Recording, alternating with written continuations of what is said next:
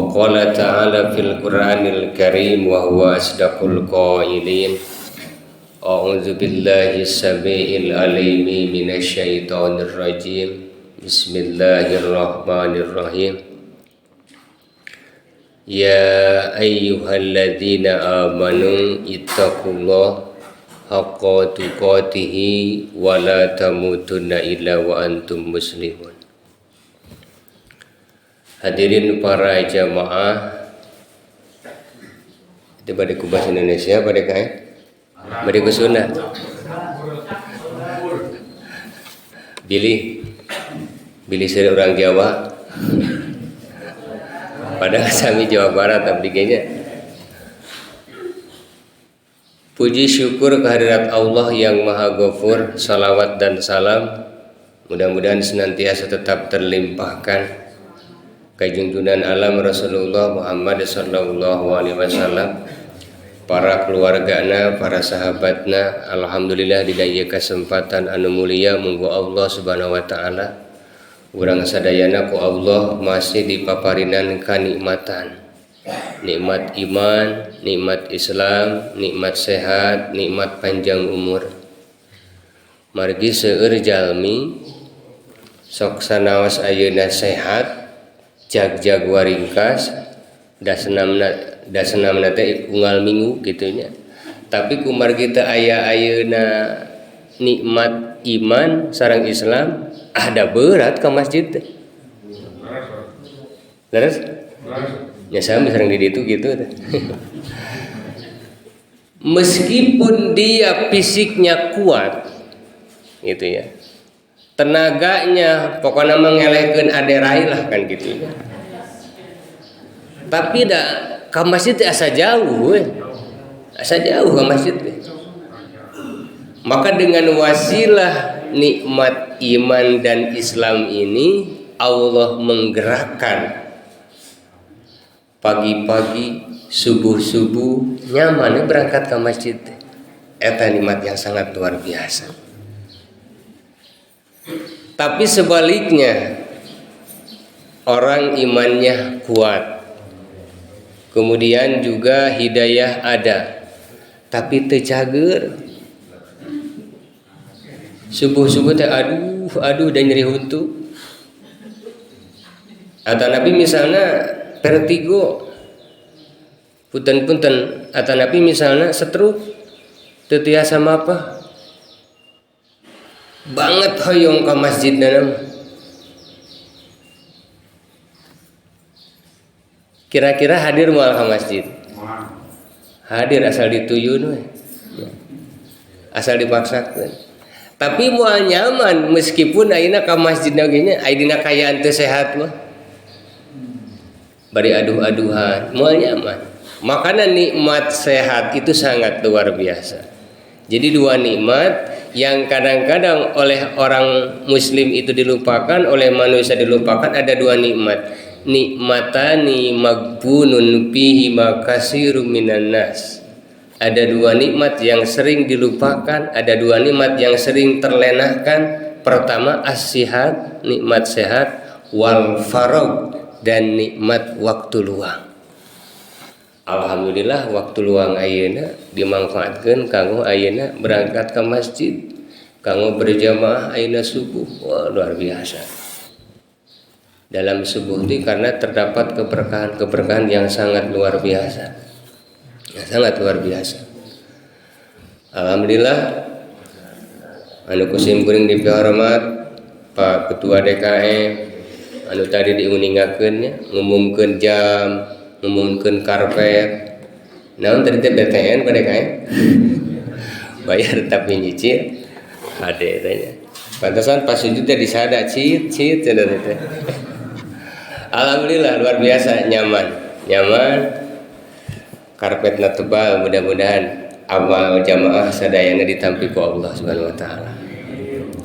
Para jamaah, ibu-ibu, bapak-bapak anu mulia muga Allah Subhanahu wa taala, alhamdulillah urang sadayana tiasa ngempel ieu acara kajian subuh barokah tiasa terlaksana teh karena wasilah kada ibu-ibu mah duit cenah. dukungan datu didukung mama dekai mau jalan abdi ngayakeun pangaosan di Al Barokah di ujung Berung setiap wengi Sabtu kamari mata tos 2 minggon liren heula ibu-ibuna bapak mah aya opatan kitu tah papajo ibu-ibuna rada seueur tapi da kumargi ayeuna teu aya dukungan anu luar biasa gitunya bisa pereh apa ngajian mata dukungan itu adalah sangat penting. Jadi nu pertama insya Allah masjid itu akan makmur, masjid itu akan maju. Yang pertama itu dukungan dari jamaah. Dari DKM mungkin sakumaha jago DKM na aita aya dukungan mah sok ayeuna misalna anu adan ketua DKM anu komat ketua DKM anu imam ketua DKM kira-kira kumaha eta masjid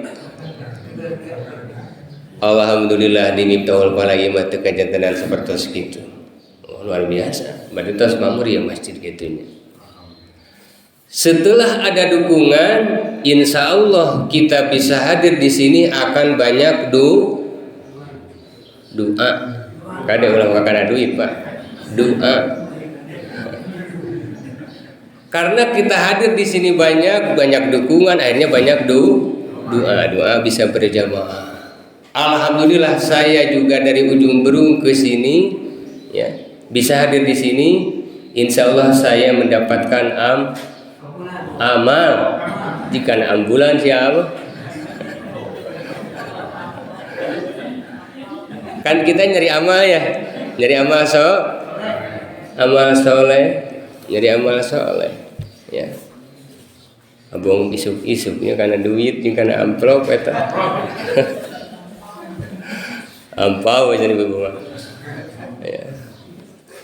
Jadi alhamdulillah dengan wasilah kita dukungan, kemudian juga banyak doa, insya Allah nantinya kita akan banyak amal.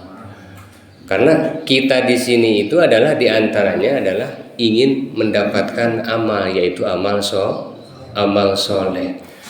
Berbicara tentang amal soleh, maka hanya ada satu kata kunci, yaitu ada kaitannya dengan iman. Sebab banyak orang-orang non-muslim di luar sana, mungkin dia kemarin waktu kurban juga ikut potong kambing, ikut potong sapi, kemudian juga mungkin banyak menyantuni. Tapi kalau misalnya dia tidak beriman kepada Allah, dia tidak melaksanakan mengucapkan syahadat, tidak disebut amal soleh. Kenapa? Karena tidak ada nilai keimanan, tidak ada keimanan. Jadi yang menjadi disebut amal soleh itu adalah supaya diawali dengan adanya keimanan dulu, password syahadat dulu, beriman kepada Allah. Jadi meskipun dia banyak beramal, banyak mengeluarkan donasi, tapi ketika di hatinya tidak ada keimanan, maka tidak akan menjadi amal soleh. Hadirin para jamaah, Miftahul Falah luar biasa ya Nabi masjid ya. Miftah itu kunci, falah itu kebahagiaan. Jadi kalau kita ingin bahagia, kantun lepat kadi masjid. Sigana nuju baringung insya Allah kadinya tambah bingung. Insya Allah sesuai dengan namanya Masjid Al Barokah ingin mendapatkan keberkahan. Masjid Miftahul Falah ini adalah kunci mendapatkan kebahagiaan. Ya. Mudah-mudahan subuh ini kita mendapatkan kebahagiaan daripada Allah Subhanahu Wa Taala. Sesuai dengan tema yang diedarkan kemarin itu katanya berkaitan dengan amalan sunnah doa di hari tasyrik gitu ya. Siap ibu ngaji bu siap? Hari tasyrik itu adalah kebiasaan orang Arab waktu itu di 3 hari ini adalah suka menjemur daging. Kenapa menjemur daging? Karena hari tasyrik itu adalah disebut atau dikenal dengan itu harinya hidangan. Jadi Allah sangat luar biasa kapan memerintahkan menahan untuk makan dan minum, kapan memerintahkan Allah untuk makan dan juga minum. Maka ketika hari Tarwiyah, hari Arafah di kita itu disunahkan melaksanakan saum Arafah atau saum Tarwiyah yang tanggal 8, kemudian tanggal 10-nya Zulhijjah. Nah, hari tasyrik 3 hari itu adalah dianjurkan kita, bahkan haram hukumnya puasa. Kenapa? Karena itu adalah hari di mana diharamkan berpuasa. Disebut dengan hari tasyrik. Pengambilan nama tasyrik adalah dari tradisi orang Arab yang mana waktu itu mungkin karena banyaknya daging kurban gitu ya, sampai dihidangkan, sampai dijemur gitu ya. Karena tasyrik itu kan dari masyrik, artinya timur, berarti matahari yang memang bersinar dari sebelah timur, terbit dari sebelah timur, jadi ke sana arahnya itu. Nah, apa saja amalan di hari tasyrik ini yang perlu kita lakukan supaya kita mendapatkan tadi amal soleh dan keutamaan? Allah Subhanahu wa taala menyampaikan di surat Al-Baqarah ayat 203, A'udzu billahi minasy syaithanir rajim. Bismillahirrahmanirrahim. Wadhkurullaha fi ayyamin ma'dudat.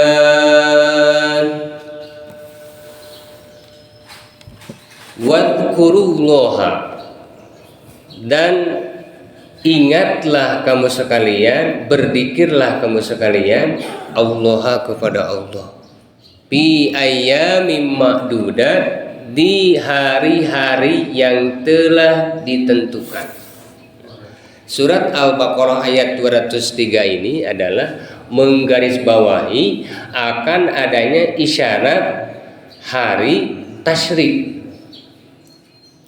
Hari tasyrik itu ya tadi 11, 12, 13. Bahkan ada di keterangan lain itu bukan 3 hari tetapi cukup 2 hari.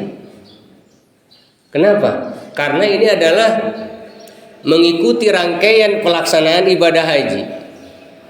Di ayat selanjutnya, "Faman ta'ajjala fi yaumaini fala isma alaihi." Paman ta'ajjala, barang siapa yang menyegerakan fi yaumaini selama 2 hari. Artinya kan orang-orang yang ibadah haji pada saat dia telah melaksanakan wukuf, kemudian dia selanjutnya melempar jumroh, ya, itu kan di hari tasyrik melempar jumroh itu. Pala isma alai, dia misalnya balik lagi ke Mina itu tidak ada dosa, tidak ada dosa. Kalau dirasa memang cukup begitu. Wa man ta'akhkhara fala isma alai. Kemudian kalaupun mengakhirkan menjadi 3 hari juga sama, tidak dosa. Limanit taqwa, bagi orang-orang yang bertakwa. Wattaqullaha wa'lamu annakum ilaihi tuhsyarun. Nah, jadi ini hari tasyrik ini kita ikuti dengan rangkaian ibadah haji. Karena ketika melaksanakan ibadah haji itu adalah ada sesuatu yang tidak perlu yang tidak bisa dilupakan, yaitu melontar jumroh. Karena melontar jumroh termasuk salah satu rukun haji yang harus dilaksanakan. Nah, bagi orang-orang yang di Indonesia diantaranya mau di luar Indonesia, amalan yang harus dilakukan adalah sesuai dengan perintah tadi. Yang pertama adalah banyak berzikir kepada Allah. Banyak berzikir kepada Allah. So, kurang kumaha ku Allah tanya. Kita barang tua sarang ayeuna ngaleut, tapi ulah poho dibarengan kudikir. Jadi Islam luar biasa. Islam itu luar biasa. Teu diparentahkeun di hari tasyrik teh sugan kedah naonnya. kedah ayeuna misalnya sholat anu banyak henteu. Tapi amalan yang sangat ringan adalah berzikir kepada Allah. Kalau kita kaji kenapa Allah memerintahkan berzikir? Kenapa? Karena ketika kita misalnya makan yang didasari berzikir, maka makannya pasti dia akan hati-hati. Moal sagala niam tuanganna teh. Komo bari ayeuna tuanganna teh misalnya hak orang lain dituang ku anjeunna moal.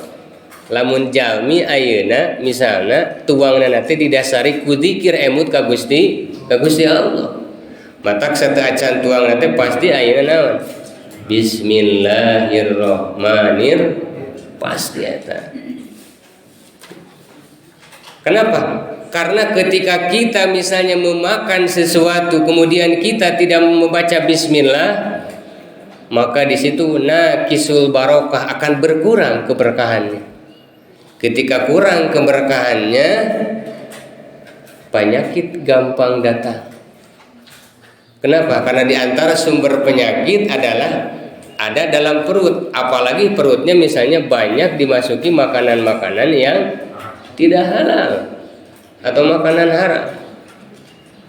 Dalam hadis arba'in disebutkan ketika seseorang perutnya dimasuki oleh yang haram, kemudian masyrabuhu yang diminumnya juga haram, wa ma'kuluhu yang dimakannya juga haram, wa mat'amuhu kemudian di dalam perutnya makanan-makanan haram.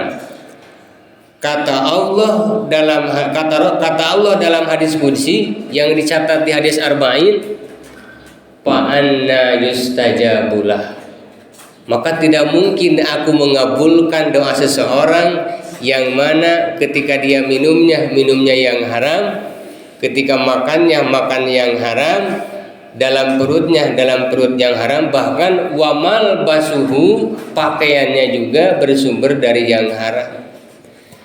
Jadi namun bapak-bapak ibu-ibu ngadoa ka Gusti Allah kunaon ieu ngadoa teh asa teu diijabah. Ulah wae nyalahkeun Gusti Allah. Boa-boa mah kuning abu boa-boa bu. Boa-boa mah anu dileueut, anu dituang, yang kita makan, yang kita minum itu ya, yang kita pakai ketempelan oleh hal-hal yang haram, oleh hal-hal yang tidak diridhoi oleh Allah.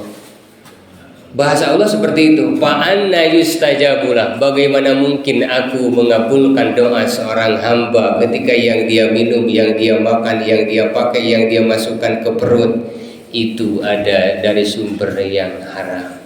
Seperti itu. Jadi amalan yang pertama yang dilakukan oleh umat Islam di hari tasyrik diantaranya adalah wadkurullah, perbanyak berzikir kepada Allah. Pak Ustadz, naon ari zikir teh? Menurut definisi bahwa zikir itu adalah ma wasala ilallahi ta'ala, sesuatu yang dapat menghubungkan kita kepada Allah. Banyak kan masalah yang menghubungkan kita kepada Allah ya. Kalau kita baca bismillah kemudian ingat kepada Allah, maka itu pun juga berzikir namanya. Kalau kita makan kemudian makan kita semata-mata mengharap ridha Allah, itu pun termasuk berzikir. Kita hari ini pagi-pagi duduk di masjid sambil kita beriktikaf, kemudian mendengarkan kajian, diniatkan untuk semata-mata mengharap menyambungkan diri kita kepada Allah, maka itu juga adalah berzikir. Jadi segala sesuatu yang menghubungkan kita kepada Allah, itulah berzikir namanya. Memang secara bahasa zikir itu akan ingat kepada Allah. Jadi ketika kita melaksanakan sesuatu, ujungnya itu adalah goyahnya Allah, maka itu disebut zikir namanya. Kalau secara redaksi banyak, doa juga termasuk berzikir. Kemudian membaca kalimat thayyibah, Di antaranya adalah subhanallah walhamdulillah wala ilaha illallah wallahu akbar. Nah, jadi kalimat tasbih, kemudian kalimat tahmid, kalimat tahlil, kalimat takbir, maka itu adalah termasuk bagian dari kalimat-kalimat dzikir kepada Allah. Makanya disunahkan selama hari tasyrik ini kita mengumandangkan takbir setelah sholat fardu. Jadi beda Idul Fitri dengan Idul Adha. Kalau Idul Fitri itu cukup malam Idul Fitri dengan hari raya Idul Fitri, sunnahnya itu. Tapi kalau Idul Adha, bisa 4 hari itu. Tanggal 10, tanggal 11, tanggal 12, tanggal 13. Tadi kadang-kadang mau salat takbir tadi. Terus malam lebaran. Allahu Akbar, Allahu Akbar, Allahu Akbar. La ilaha illallah, Allahu Akbar. Allahu Akbar walillahil hamd. Itu adalah bagian dari amalan zikir yang harus kita rutinkan, yang harus kita kumandangkan di hari tasyrik. Jadi bacaan zikir itu adalah yang kedua selain doa adalah membacakan kalimah-kalimah thayyibah, di antaranya adalah tasbih, kemudian tahmid, tahlil, takbir. Itu di antaranya. Bahkan luar biasa pahala membacakan kalimah thayyibah ini adalah luar biasa.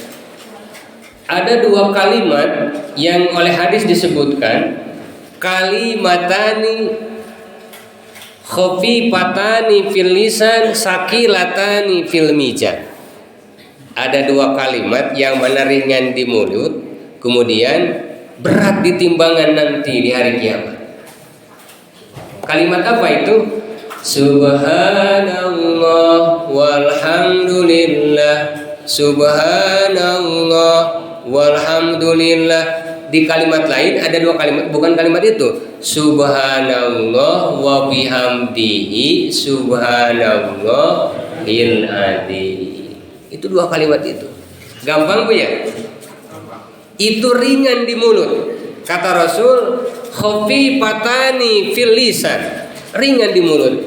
Subhanallah wa bihamdihi subhanallahil adzim. Subhanallah wa bihamdihi subhanallahil adzim. Ringan di mulut, tapi sakilatani fil mizan, tapi berat timbangan itu. Pak Ustadz, kenapa memang kita butuh timbangan amal nanti di akhirat? Ya, kenapa? Karena di akhirat itu nanti setelah kita dikumpulkan di padang mahsyar yang lamanya kurang lebih 50.000 tahun, itu di padang mahsyar itu lamanya 50.000 tahun. Menurut hadis riwayat Imam Ahmad, ketika Rasul bercerita tentang bagaimana lamanya di padang mahsyar, maka banyak sahabat yang merasa gerah dan gelisah. Ya Rasulullah, kebayang atunya bagaimana antrian di padang mahsyar itu selama 50.000 tahun, bagaimana mungkin kami kuat ya Rasulullah? Kata para sahabat seperti itu. Karena menurut hadis yang diriwayatkan oleh Imam Ahmad, lamanya padang mahsyar itu adalah antriannya adalah khamsina alfasana, yaitu 50.000 tahun. Kebayang. Ibu Yuswa di dunia bari sabaraha tahun? Duga tuh maksudnya terang. Rata-rata umat Nabi Muhammad itu kan 60 biasanya. 60, paling ayah bonus 70. Bapak terus berapa? 63. 63. Alhamdulillah. Sewaktuna. Tambah amal. Bayangkan di dunia itu kita paling ya 60, 70. Syukur-syukur ada yang bonusnya sampai 90. Bonus sebetulnya. Karena Nabi Muhammad itu ya standarnya 60, 63. Di padang mahsyar itu 50.000 tahun. Nah, ketika Rasul bercerita lamanya padang mahsyar 50.000 tahun, para sahabat sangat merasa gelisah dan gerah. Ya Rasulullah, bagaimana mungkin aku bisa merasakan panjangnya padang mahsyar? Bari kayaan di padang mahsyar mah jalmi teh itunya sing kalalap pukesanna oleh keringatnya masing-masing. Ada yang keringatnya itu sampai mata kaki, ada yang keringatnya sampai lutut, ada yang keringatnya itu sampai pinggang, bahkan sampai dada, bahkan dia sampai berenang di keringatnya sendiri. Itulah dahsyatnya padang mahsyar. Bari dina kayaan telanjang itu teh. Pak Ustad, rasa taranya meureun saling perhatoskeun, moal sempet saling perhatikeun di padang mahsyar. Anu awakna kurung, awakna gemuk mah. Kenapa? Di surat Abasa disebutkan likulli imri'in minhum yauma idin sya'nun yughni. Karena pada hari itu adalah semua manusia sibuk mengurus masing-masing.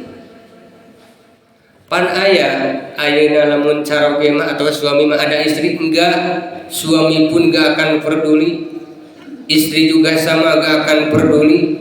Pak Ustadz, saya makan punya anak pun sama.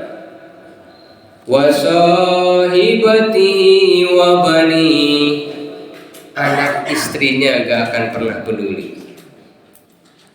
Pak Ustadz, saya masih ada orang tua, mungkin orang tua saya nanti akan menolong di padang mahsyar. Enggak. Wa ummihi wa abi, ayah dan ibundanya tidak akan menolong meskipun dia adalah berenang di air keringat sampai mata kaki, sampai lutut, sampai pinggang, bahkan dia berenang sampai luput kepala. Nggak bisa. Itu di surat Abasa dijelaskan. Kenapa? Karena semuanya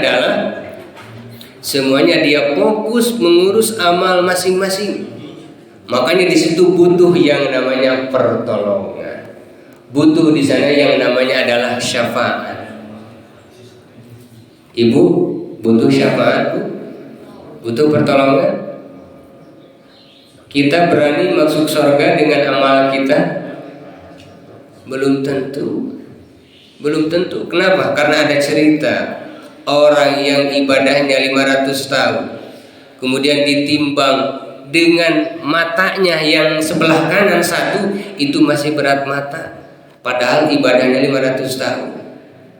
Itu di zaman Nabi Musa ada seseorang yang dia beribadah kepada Allah, bahkan ibadahnya itu adalah di tempat yang tidak ada siapa-siapa, tidak ada sumber kemaksiatan, tidak ada sumber piomongan, berarti alamat bahasa ini.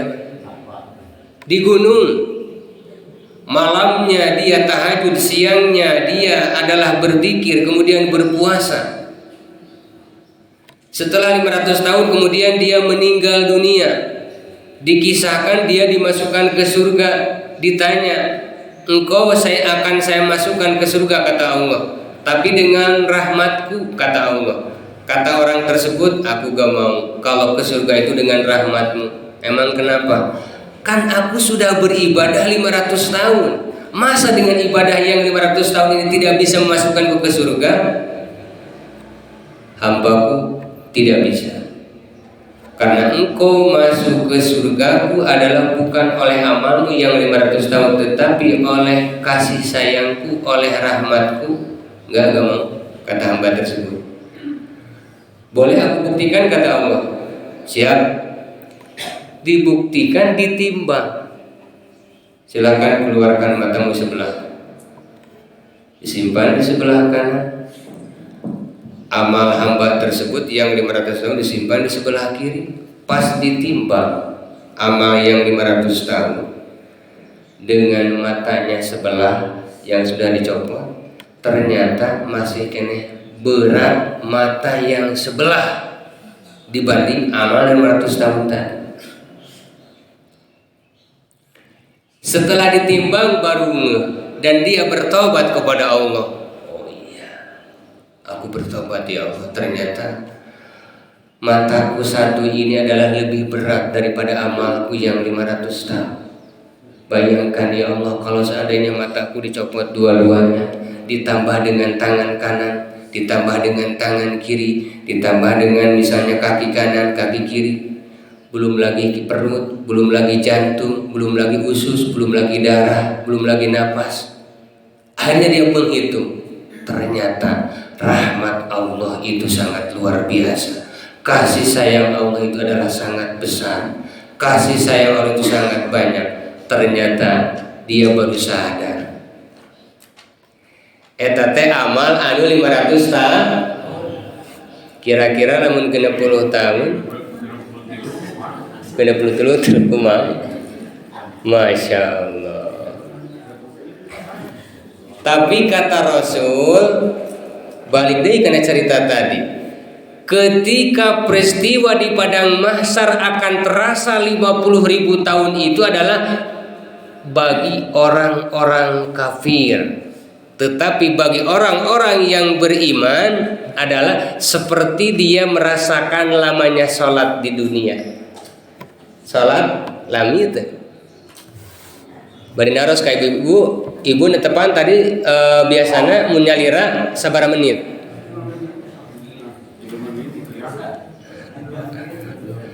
Sok bayangkan di rumah misalnya sholat subuh bari jeung tunuh, terus acara mungkin teh gitunya, dah yakin mulai 10 menitnya. Agnu Pak Ustaz setengah jam, tapi nu sadarna ngan 2 menit, udah bobo meureunnya. Allahu Akbar, saking tunuh tehnya, lep. Pas udang titik irah maca Fatihah. Paling oge 5 menit lah, jujur we simkuring oge itu. Nah, bagi orang-orang yang beriman itu lamanya di padang mahsyar itu seperti lamanya dia sholat di alam dunia. Malami. Bahkan ai kajal minum beriman mah ku Allah mah dinaungi. Ada salah satu naungan yang Allah akan berikan adalah syabun mu'allakun fil masjid. Ada pertolongan, perlindungan yang tidak Allah berikan kepada orang-orang kecuali diantaranya kepada orang-orang yang hatinya terpaut kepada masjid. Nah, jadi kalau ingin mendapatkan pertolongan, syafaat nanti di padang mahsyar dilindungi oleh Allah, maka hati kita pautkan dengan masjid. Salat di masjid, berdoa di masjid, kemudian di masjid. Pak Ustaz, abi gak osok ke masjid mah ngan ngering pipis hungkul. Oh, itu eta mah teu kaji eta mah. Gitu. Ya kan jami kadang-kadang nya siga sae teh maot di masjid cenanya. Padahal katangkep ku DKM bade maling ampli. Oh, itu mah terjadi atunya. Meskipun meninggal di masjid gitunya. Ai bermaksiat mah tidak termasuk orang-orang yang memamurkan masjid. Jadi seorang yang dia akan mendapatkan perlindungan di padang mahsyar salah satu adalah syabun mu'allakun bil masjid, pemuda yang hatinya terpaut kepada masjid.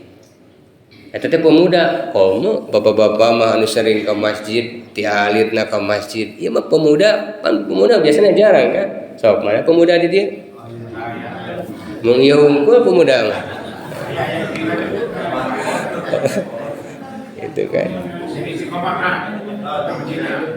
Eta teh pemuda anu jarang ke masjidna ku Allah dimuliakeun siga kitu. Komo ibu-ibu nu gadeulih nu salolehan. Wah, luar biasa gitu kan. Anu sering ke masjid mah eta. Komodai misalnya jadi pengurus DKM. Oh, jadi pengurus BAI, panitia kurban. Atau misalnya panitia PHBU luar biasa. Memakmurkan menjadi kepanitiaan di rumah Allah. Mau diantep ku Allah ge pasti. Gitu. Itu juga bisa berapa? Ada genep. Tegar awas ngobrol tadi. Gitu. 5 menit deui, 7 menit deui. Beli lah meeting. Ya. Ibu-ibu beli ke dapur gitu kan. Nah, jadi amalan tadi yang 500 tahun ternyata ditimbang dengan mata satu biji itu masih berat mata satu biji. Mangga kantun tapakuran eta mah. Ya. Jadi balik lagi bahwa di antara amalan di hari tasyrik itu adalah memperbanyak zikir kepada Allah.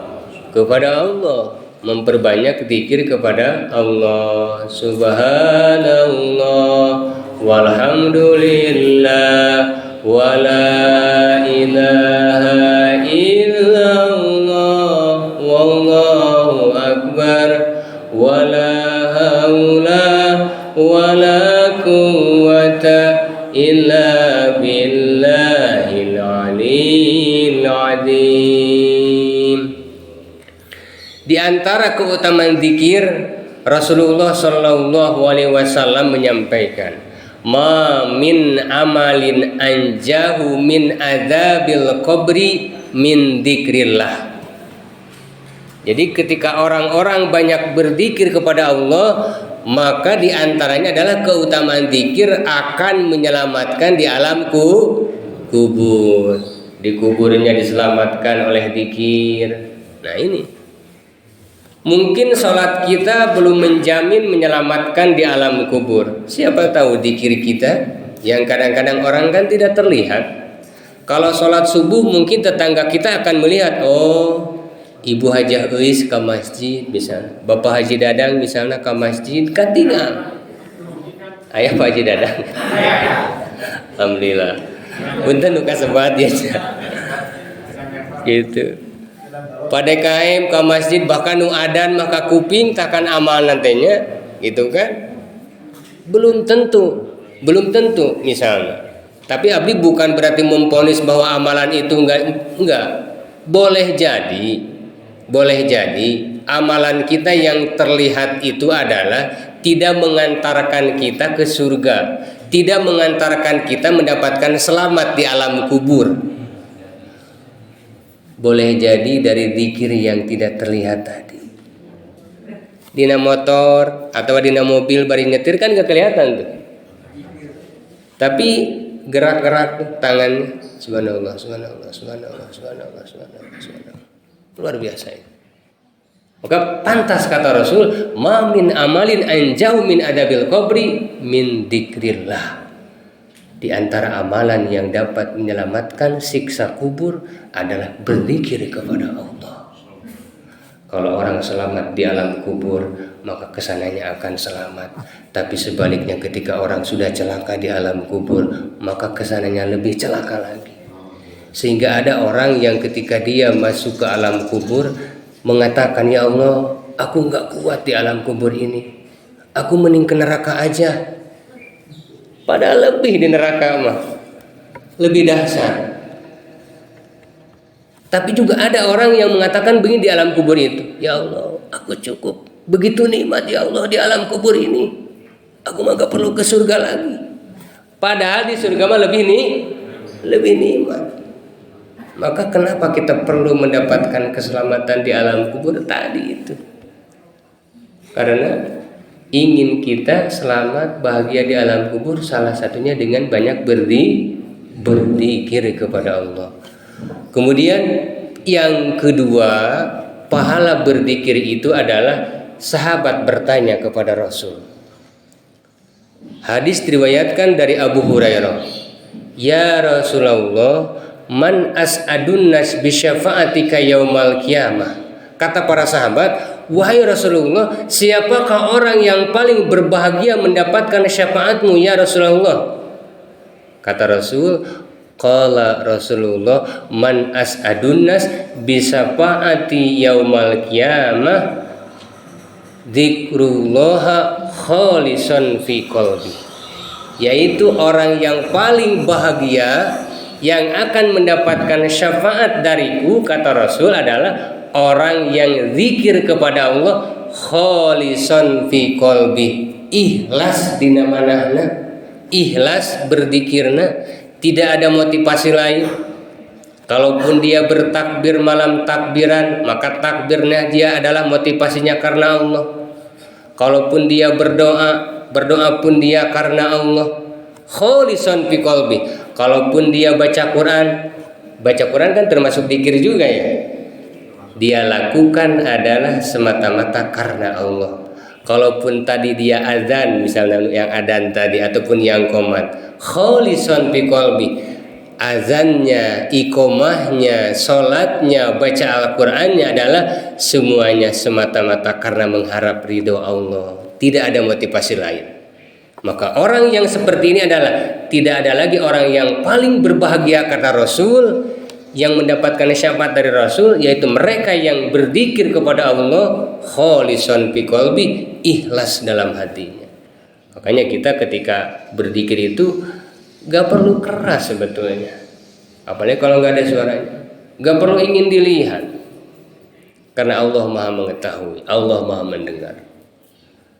Kalaupun kita misalnya mau infak maupun sodako, sama, itu juga zikir amal kita itu harta kita ya dengan sodako, dengan infak dan sodako, seperti itu. Kenapa? Karena definisi zikir itu adalah sesuatu yang menghubungkan kita kepada Allah. Cakap ibu-ibu? Kahartos ibu-ibu? Aitos kahartos maatos mangitunnya, dilanjutkan ke bilih paciweuh deui gitunya. Nah, alhamdulillah, mudah-mudahan sesuai perjanjian jam genap sur pada kain. Mudah-mudahan aya manfaatna.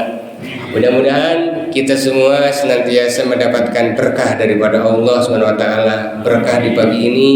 Mudah-mudahan putra-putri kita, bagi yang sudah punya putra-putri atau punya cucu yang sedang belajar, semuanya dianugerahi putra-putri, cucu yang soleh dan soleha. Kemudian juga yang sedang usaha, bapak ibu, anak-anak kita, mudah-mudahan usahanya dilancarkan, diberkahkan, kemudian juga diberikan kemudahan segala sesuatunya oleh Allah. Dan juga mudah-mudahan ya Allah, kita munajat kepada Engkau ya Allah, mudah-mudahan kita senantiasa menjadi orang-orang yang husnul khotimah. Amin ya Allah ya rabbal alamin. Rabbana hab lana min azwajina wa dzurriyyatina qurrata a'yuni waj'alna lil muttaqina imama.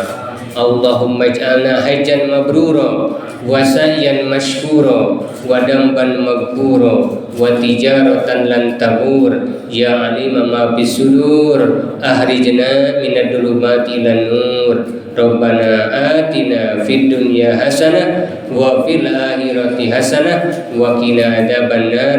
Bi fadli subhana rabbika rabbil izzati amma yasifun wa salamun alal mursalin walhamdulillahi rabbil alamin. Billahi taufiq. Assalamualaikum warahmatullahi wabarakatuh.